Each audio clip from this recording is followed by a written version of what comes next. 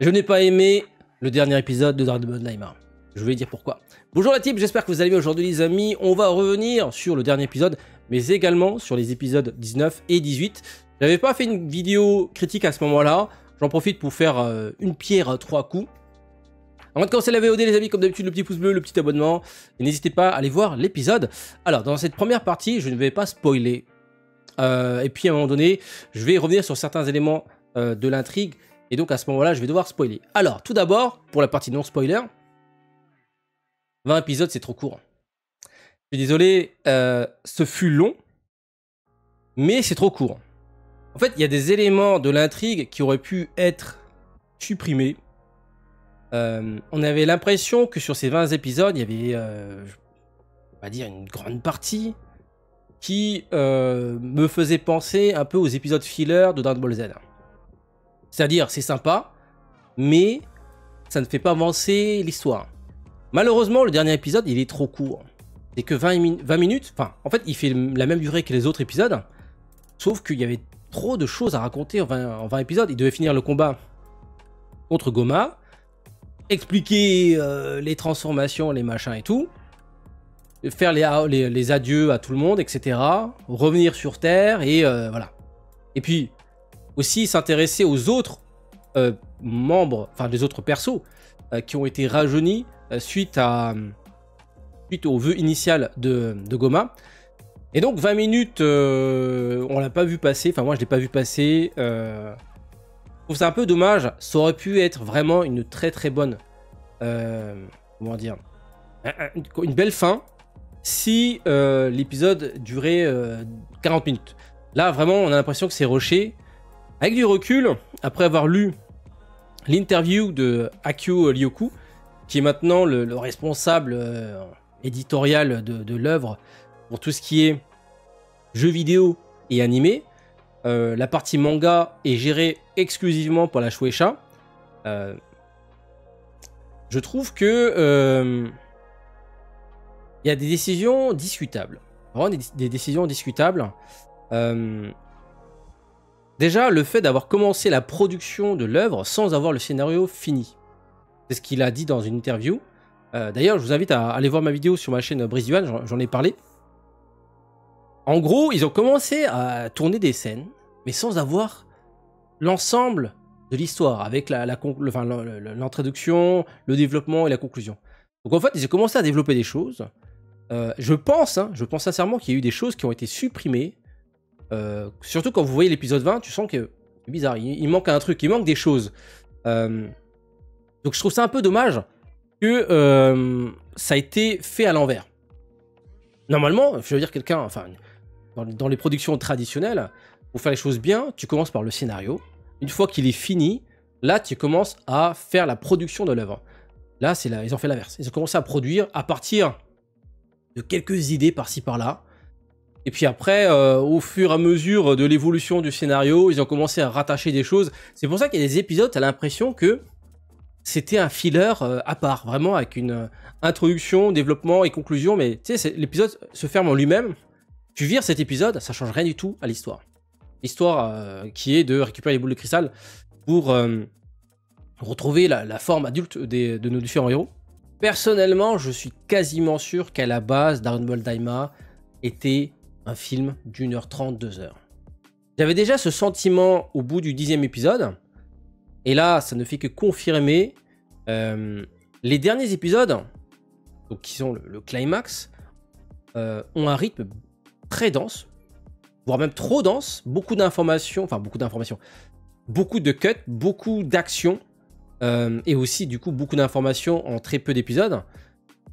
Et il y a d'autres épisodes où, en fait, il se passait concrètement pas grand chose. On voyait des personnages se déplacer d'un point A à un point B, ils rencontraient quelques bandits par-ci par-là, quelques combats, mais tu supprimes ces séquences-là, ça ne change rien du tout à la narration. Voilà. Le plus important, c'est Goku et ses amis doivent récupérer les boules de cristal. Voilà. Le fait qu'ils doivent dormir, manger, se reposer, etc. En vrai, on s'en fout un petit peu, tu vois ce que je veux dire?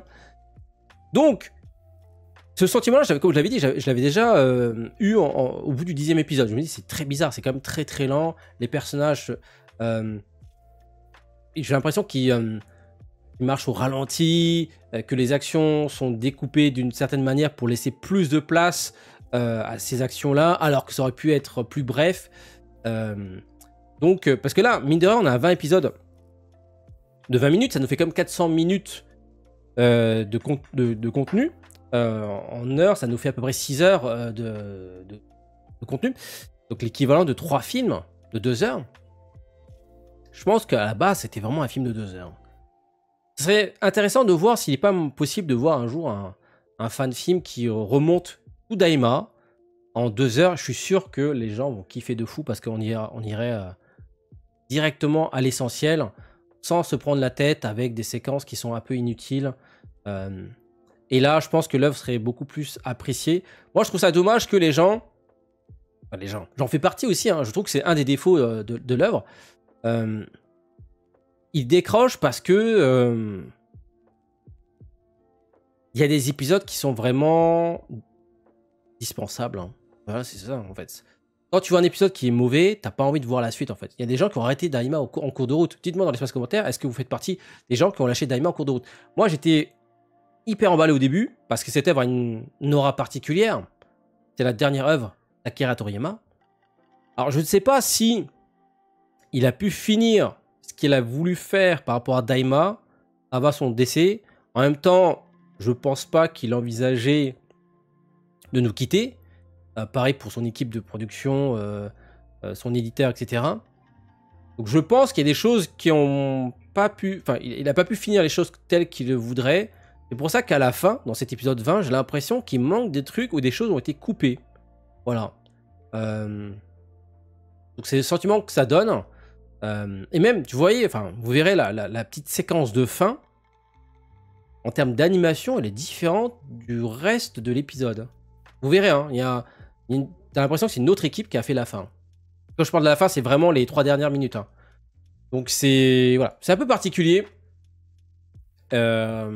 Maintenant, est-ce qu'on saura un jour comment s'est passé, comment s'est déroulée la production de Daima? Voilà, de toute façon, on le sait, ça a été produit à l'envers, c'est-à-dire ils ont commencé à tourner les scènes sans avoir le scénario final. Maintenant, la question, c'est est-ce que ça ouvre des portes ou est-ce que ça enferme d'autres? En fait, je viens de te dire les deux. Je vais pas en parler parce que, bon, du coup, je vais spoiler, mais il y a la possibilité de faire d'autres choses autour de Daima. Maintenant, la question, c'est est-ce qu'ils ont matière? Est-ce qu'ils ont de la matière pour le faire? Akira Toriyama n'est plus là. Est-ce qu'il a laissé des notes? Est-ce que l'éditeur a une sorte de fil sur plusieurs saisons? J'avoue que tout est très flou.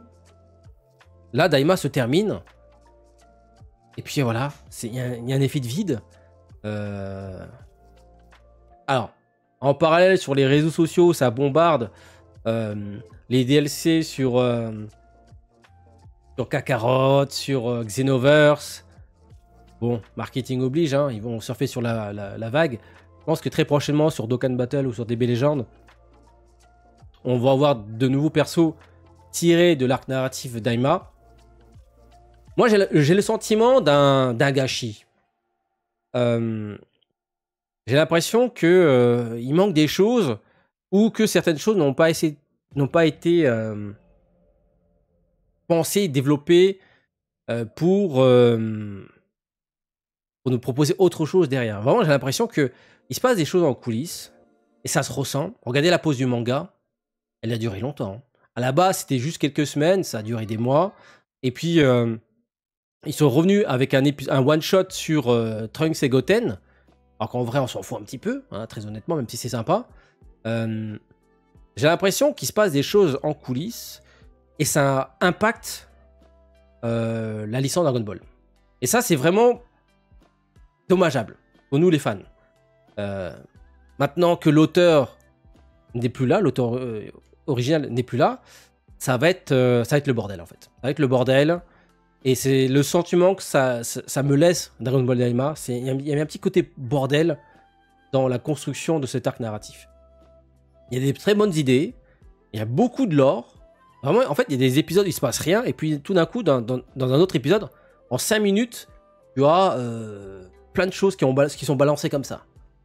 Des choses qui sont, comment dire, qui se connectent avec l'arc narratif Dragon Ball Super. Sauf que, maintenant que c'est fini,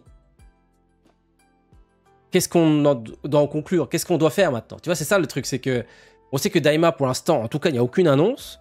Est-ce qu'il y aura une saison 2? Il n'y a rien. Rien n'est annoncé. On est dans le flou le plus total.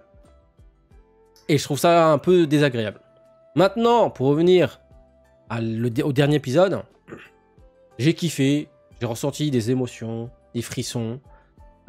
J'aurais aimé que ça dure 1 heure, mais bon, malheureusement, ça dure que 20 minutes. Et c'est pour ça que j'ai pas aimé. Il y a trop de choses qui auraient dû être placées sur l'épisode final, mais ça n'y est pas. Pourquoi? On le saura jamais. Ou peut-être plus tard, un jour, quand l'éditeur ou les ayants droit pourront donc parler sur la fabrication de Daima. Mais voilà, il y a un sentiment de vide.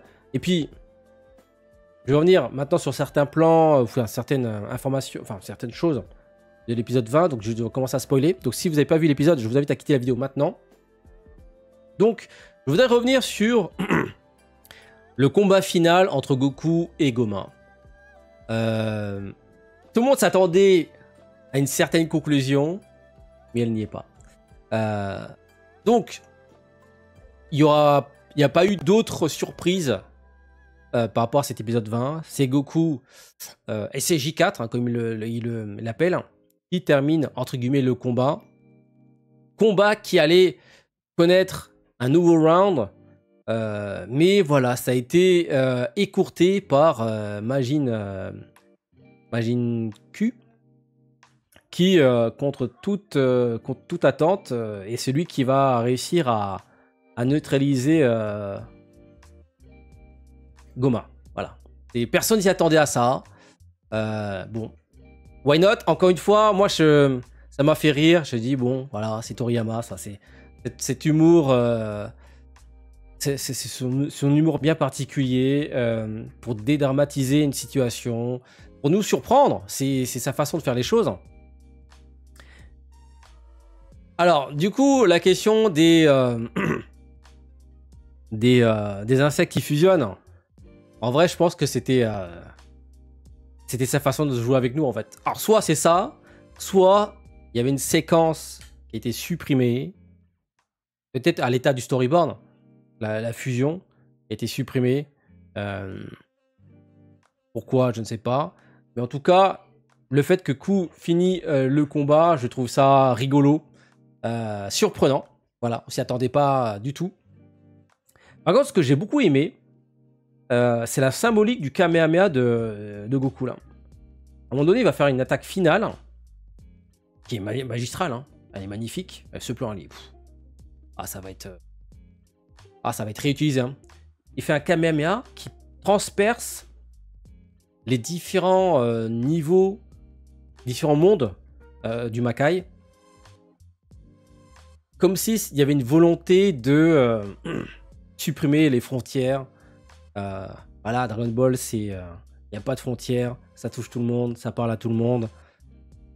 Voilà. Moi, j'ai vu ça comme symbolique maintenant. Après, vous pouvez l'interpréter d'une autre manière, mais le fait qu'il transperce les différents murs qui séparent donc les différents mondes du Makai, du royaume des démons, je trouve ça joli parce que dans l'œuvre, en fait, il y a, comment dire, il y a une sorte de hiérarchisation au sein de chaque monde déjà, et puis il y a aussi une hiérarchisation entre les différents mondes. Il y a 3 mondes, chacun a son niveau. Et voilà, Goku a décidé de tout détruire. Voilà. Il fait une énorme percée. Et voilà. Et il fait ça à travers Goma. Goma qui était un peu le personnage l'ennemi à abattre, qui symbolise un peu le tyran qui se trouve en haut de la pyramide et qui terrorise ceux qui sont en dessous. Rappelez-vous les premiers épisodes, on voyait on voyait des villageois se faire prélever de l'espérance de vie. Voilà. Je trouvais la symbolique magnifique. Maintenant, voilà, je trouve que sur les 20 épisodes, il y avait matière à supprimer pas mal d'entre eux. Il faut vraiment rendre la chose un peu plus dense. Donc voilà, il y a des choses qui auraient pu être développées. Je trouve ça dommage que ça s'arrête vraiment à 20 épisodes. Je pense qu'il y avait matière à faire un peu plus. Ou sinon, remplacer certains épisodes qui sont pas forcément très intéressants en termes de narration. Voilà. Alors, il y a un autre plan. Faut que je vous... Enfin, moi, ça m'a donné des frissons. Vraiment un plan qui... Je veux dire, il a une symbolique très forte. Je pense que ceux qui ont fait l'animation de ce plan ont dû ressentir des choses. C'est le plan où, quand le héros part. Voilà, ce plan-là. Il te paraît anodin. Mais moi, j'ai eu des frissons en regardant ce plan. Alors, qu'est-ce qu'on voit, en fait? On voit Goku et ses amis dire au revoir. C'est un cadre dans un cadre. Comme si c'était un... Comment dire? C'était... Enfin, c'est un épisode... Enfin, c'est... On est dans l'action. Dans l'action... Donc, on est dans Dragon Ball Daima. Et puis là, ça dézoome. Voilà. Là, c'est l'impression que... Toriyama nous dit au revoir. Voilà, c'est l'impression que ça m'a donné. J'ai eu des frissons sur ce plan-là. Voilà, les personnages disent au revoir. Je vous jure, hein, ça m'a fait un petit... Un frisson, oui. C'est un frisson d'émotion. C'est la dernière fois que Toriyama nous communique, voilà, à travers son œuvre. Parce que cet épisode aussi est diffusé le 28. Il faut savoir qu'au Japon, lorsque vous verrez cette vidéo, nous sommes le 1er mars. Date du décès de Akira Toriyama. Voilà, cet épisode a tout un symbolique. Enfin, la fin, cette fin-là a toute une symbolique. Je pense que les gens qui ont travaillé sur cette œuvre ont tout donné pour vraiment... Enfin, pour essayer de faire un au revoir. Un au revoir à celui qui nous a réunis, à celui qui nous a créé des émotions, à celui qui a, comment dire, qui a été un peu notre père spirituel. Tous, hein, on a tous lu Dragon Ball, on s'est tous vu, on a tous vu des choses intéressantes, on a tous ressenti des émotions à travers l'œuvre. Et cette œuvre nous a accompagnés sur plusieurs décennies. Certains étaient jeunes, d'autres étaient moins jeunes. Et voilà, je pense que ce plan-là, je pense, devrait faire écho à pas mal d'entre vous. Voilà, c'est un peu triste en même temps. Voilà, cet épisode qui se termine pour nous dire que voilà, c'est la dernière fois que Toriyama, le dernier projet de Toriyama. Voilà. Maintenant, la suite, ce sera sans lui, ce sera pas la même saveur. C'est dommage que l'œuvre ne soit pas à la hauteur de nos espérances. Mais voilà, avec un peu de recul, même si bon, je viens juste de terminer l'épisode, en voyant Daima, j'ai vraiment eu le sentiment de revoir les premiers épisodes de Dragon Ball. Les premiers épisodes de Dragon Ball, c'était très léger. C'était des gens, enfin, c'était Goku et Bulma qui partaient à l'aventure. Ils étaient accompagnés d'autres alliés, mais il y avait une question d'aventure. Les power-up, etc. n'existaient pas. Évidemment, il y avait Goku devait affronter des ennemis, mais c'était pas forcément le centre de l'histoire. Ils ont forcément à un moment donné, pour faire avancer l'histoire, il faut qu'ils rencontrent un obstacle. Mais à la base, c'était pas forcément que Goku et sa puissance qui réglait le problème. Parfois, c'était une combinaison de travail d'équipe, etc. Et puis surtout l'humour qu'on avait perdu au fur et à mesure que les arcs narratifs devenaient de plus en plus sombres, hein, de plus en plus de gens qui mouraient. Et là, je retrouvais cette ambiance un peu enfantine des premiers épisodes de Dragon Ball. Voilà. Pareil, hein, j'ai revu il n'y a pas longtemps Sandland. Pareil, tu reconnais tout de suite son humour, en fait. Et je vous jure, cet humour-là manque cruellement à la fin de Dragon Ball. C'est de l'arc-bout. On avait encore de temps en temps son humour un peu particulier, même si c'était mis en arrière-plan pour se focaliser davantage sur l'action. Mais par exemple, sur Dragon Ball Super, plus d'humour. C'est plus vraiment. Maintenant, regardez Dragon Ball Super, je vous jure, c'est l'impression qu'il y a une autre œuvre. Et c'est pour ça que cette œuvre Daima est particulière. Parce que maintenant, on va parler de la fin. Est-ce que ça fait une introduction vers autre chose? Pour l'instant, ça se clôture sur une fin ouverte qui peut justifier d'autres épisodes Daima. Voilà. Maintenant, il y a un élément qui décanonise Dragon Ball Super, c'est la forme SCJ4. Goku, à un moment donné, il dit à Vegeta qu'il s'est entraîné pour atteindre cette nouvelle forme, sauf qu'il ne savait pas s'il avait été en mesure de l'activer. Et donc, vu que cette forme n'apparaît pas dans Dragon Ball Super, bah, ça décanonise tout simplement ce qui a été fait par la suite. Est-ce que c'était pas sa volonté de se réapproprier Dragon Ball? Parce que je pense que Dragon Ball Super, c'est plus du tout. Hein. Et revoyez vraiment les premiers épisodes d'Aima et regardez les premiers épisodes de Dragon Ball Super, c'est vraiment un autre monde. C'est monté en puissance dans tous les sens, c'est quasiment que de l'action, très peu d'humour. Et peut-être qu'ils avaient à la base le projet de créer une nouvelle timeline, parce que là, ça crée une autre timeline, là. Là, le fait que Goku ait atteint une nouvelle forme, il le dit, le Goku, enfin, la forme SSJ fait un Super Saiyan 4. Je veux dire, ça annule pas mal d'éléments qui a été dit durant Dragon Ball Super.